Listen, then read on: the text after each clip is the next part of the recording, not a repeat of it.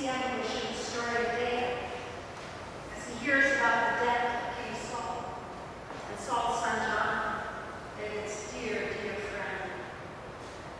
Whatever difficulties David may have had with Saul in life, Saul's death and that of his son had unleashed in David a huge lament, a great outpouring of poetic anguish.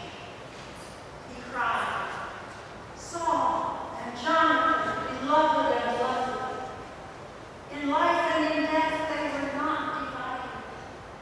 They were swifter than eagles, they were stronger than lions." Oh, how hard it is to lose those we love. How we wish for a miracle to overcome death. When Jesus walked the earth, he inspired great faith in overcoming death.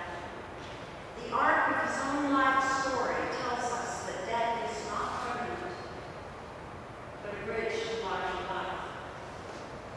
Today's gospel reading from the middle of the Gospel of Mark tells us much about death, life, and healing.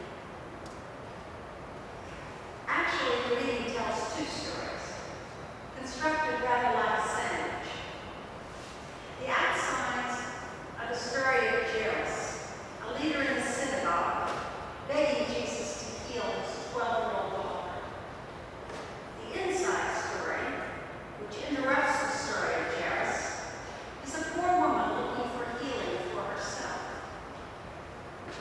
It is interesting, isn't it, that before Jesus can help the important rich man, he stops to heal a poor woman. Let's start with